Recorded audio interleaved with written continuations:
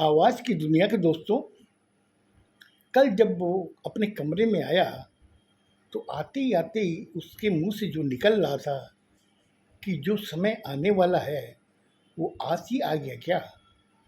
उसकी पत्नी जग रही थी। उसे जब उनके मुंह से ये आवाज़ सुनी तो उन्होंने क्या अपने मन में बड़बड़ा रहे हो, क्या समय आने वाला था जो आज ही आ गया है। बोला, सुलोचना तुम सो नहीं गई क्या। बोले, नहीं, मैं आपका इंतजार कर रही थी। ठीक है, आप क्या बोल रहे थे ये तो मुझे बताइए। बोला, सुलोचना मैंने तुम्हें कहा था ना कि जो समय आने वाला था वो आज से ही आ गया है। बोले, क्या बात बोल रहे हैं। बोला, सुलोचना मैं तुम्हें सही कह रहा हूँ, क्योंकि वक्त का कोई भरोसा नहीं। समय कब अच्छा आता है और कब खराब आता है, ये चीज़ मुझे आज इसके इसका अंदाज़ा हो गया है। बोले, ये बात क्यों बोल रहे हैं। बोले, मैं इसलिए बोल रहा हूँ कि 4 बच्चे हैं, चारों में से 3 बच्चे जो हैं वो खाना खा के अपने कमरे में चले गए और उन्हें ये भी आभास नहीं कि पिताजी आज हॉल में नहीं है। तो कम से कम पिताजी को पूछें कि उन्होंने खाना खाया या नहीं खाया। लेकिन छोटा वाला जो लड़का है वो मेरा हॉल में अपनी पत्नी के साथ में बैठ के इंतज़ार कर रहा था कि पापा हॉल में आएंगे ज़रूर। और जब मैं पहुंचा तो उसकी पत्नी खड़ी हो गई और जिस हिसाब से उसने मुझे कहा कि पापा आपने खाना खा लिया, मैंने कहा नहीं बेटा, खाया नहीं है। तो मैं लड़के से पूछा कि तुमने खा लिया। बोला, हाँ पापा थोड़ा खा लिया, लेकिन मैं आपके साथ खाऊंगा। जब मैं उससे ये चीज़ असरजनक जाहिर की तो उसने कहा, पापा मैं खाना कैसे खा सकता हूँ जब तक आप नहीं खाओगे। बोले, बेटा इसका मतलब तुमने खाना नहीं खाया। बोले, मैंने खाली आपको खुश करने के लिए कह दिया कि मैंने खाना खा लिया। लेकिन सुलोचना एक काम करो, पापा के लिए और मेरे लिए खाना लेकर के आओ, हम लोग बैठ के खाना खाते हैं। और खाना खाने के बाद में मैंने जब उससे पूछा तुम्हारा इंटरव्यू कैसा हुआ तो उसने कहा कि 4 दिन बाद में इसका रिजल्ट आएगा। सुलोचना ने कहा कि फिर इतना बोले कि जब सुलोचना थाली वाली सब लेके चली गई तो मैंने उससे कहा कि बेटा तू जा, सो जा, खाना खा चुके हो। और मैं भी कमरे में आ गया। इसलिए मेरे दिमाग में एक चीज़ आई कि जो समय आने वाला था वो जहाँ तक ख्याल है कि आज आ गया है, आज से ही चालू हो गया है। बोले, आप ये बात क्यों बोल रहे हो। अरे छोटा लड़का का हम लोगों के प्रति एक स्नेह अलग से है। वो हम लोगों से जो भी कुछ करता है हम लोगों को बता के करता है, हम लोग से पूछ के करता है। 3 जो बच्चे हैं वो बड़े हो गए हैं, अपनी जिम्मेदारी समझते हैं, इसलिए उस चीज़ को ज़्यादा ख्याल नहीं करते हैं, तो उसका विचार न करें। बोले, तुम ठीक बोल रही हो, तुम भी सो जाओ, मैं भी सो जाता हूँ, काफ़ी रात हो गई है। इतना कहने के बाद में वो सो गए। सुबह उठने के बाद के अंदर हॉल में आके उनका वही दिनचर्या, हॉल में आके बैठना। तीनों बच्चे नहा धो करके ऑफिस जाने के लिए जब हॉल में आके बैठे, उनकी पत्नियां नाश्ता वगैरह लेके आई, चाय लेके आई, उन्होंने मुझे भी दिया, अपने मेरे तीनों बच्चों को दिया। चौथा तब तक आ चुका था, उसके लिए उसकी छोटी जो बहू घर की है वो नाश्ता लेके आई जिसका नाम सुलोचना है।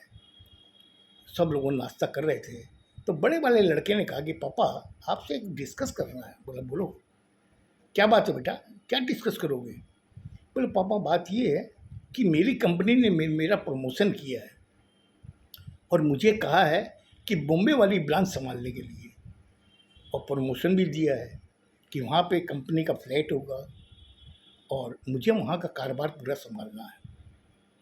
बोले, बेटा इसमें अड़चन कहाँ है। बोले, पापा अड़चन तो नहीं है, लेकिन मैं सोचता हूँ कि मैं बीवी बच्चों को लेके वहाँ चला जाऊँ।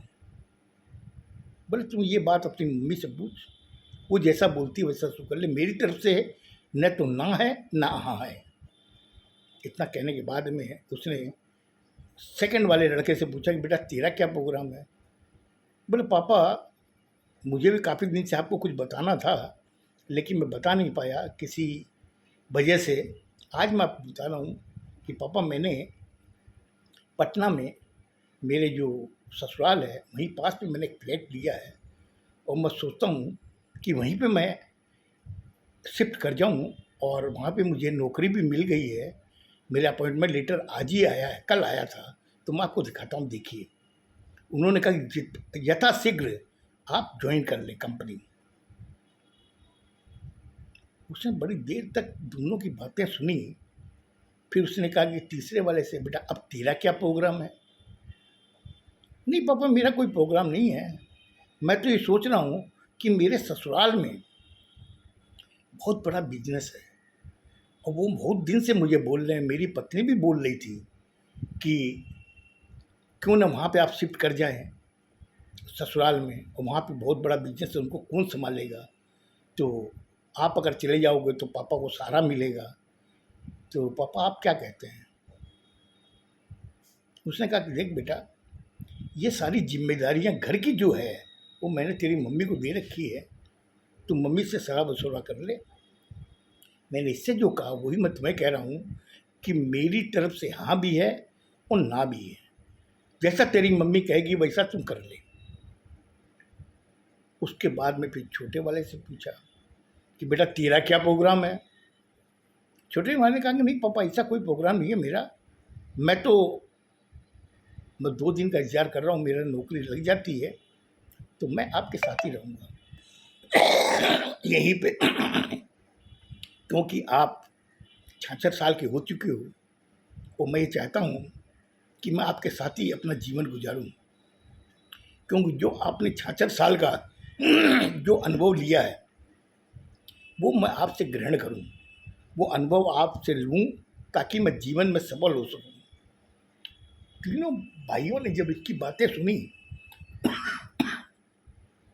उसने कहा कि अरे वाह यार तुम्हारे विचार तो बहुत अच्छे हैं, तुम तो एकदम श्रवण की तरह बात करते हो।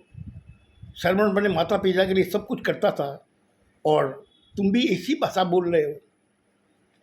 अरे अभी तेरी छोटू नौकरी नहीं लगी है, इसके पहले इतनी बड़ी बड़ी बातें। तीनों की पत्नियों ने भी वही व्यंग कसे छोटू के ऊपर, और सुलोचना खड़ी सुन रही थी।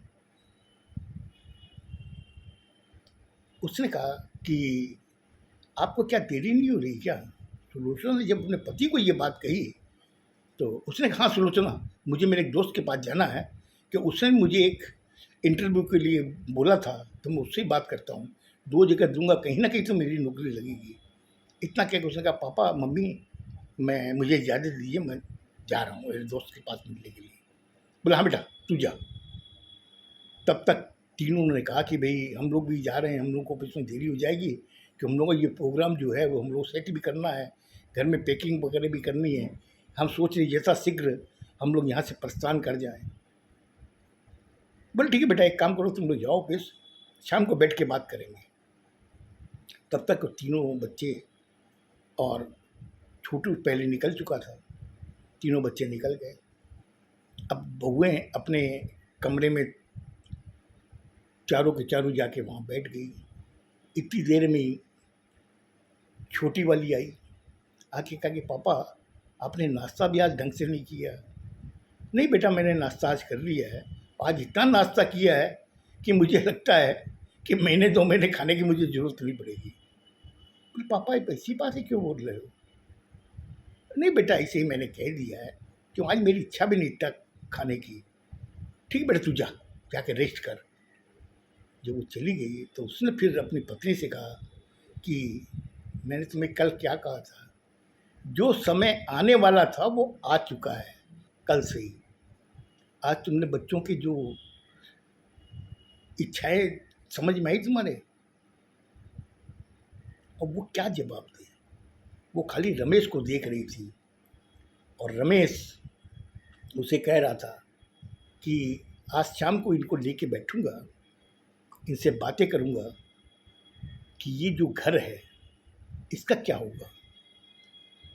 बोले ये घर तो आपने बड़े वाले के नाम में कर रखा है। बोले मैंने कर रखा है, लेकिन मैं अभी तक जीवित हूँ। बोला आप जीवित होने से क्या होगा, आपने तो अपना हाथ कटवा लिए। ये फ्लैट तो उसके पास, उसके नाम में है, वो जो चाहे कर सकता है। बोले ठीक है, तू चिंता मत कर, मैं भी अभी बाज़ार जाता हूँ और मेरा एक लॉयर है दोस्त, उससे बात करता हूँ। इतना कह करके रमेश ने अपनी पत्नी को कहा कि तुम अभी किसी से कोई डिस्कस मत करना, कोई बहुओं से, मैं आने के बाद में तुमसे बात करूँगा। इतना कह वो निकल गया। वो अपने दोस्त के ऑफिस में पहुंचा, जो लॉयर था, काफ़ी नाम था उस लॉयर का। उसने उससे कहा कि बोले कि देखो मैं तुमसे एक विषय पर सलाह लेना चाहता हूँ। बोले बोलो क्या है। और तुम्हें सलाह की क्या जरूरत, तुम्हारे तो 4-4 बच्चे हैं, और सब बच्चे होनहार हैं और पढ़े लिखे हैं, क्या सलाह लोगे। बोले नहीं नहीं, मुझे एक सलाह लेनी है, मेरे एक दोस्त है उसके लिए मुझे सलाह लेनी है। मुझे लगता है आज मैंने आपका ज़्यादा टाइम ले लिया। अब इसके आगे उसने, रमेश ने वकील से क्या कहा और वकील ने क्या सलाह दी, ये मैं कल बताऊंगा आपको। खुश रहो, स्वस्थ रहो, धन्यवाद।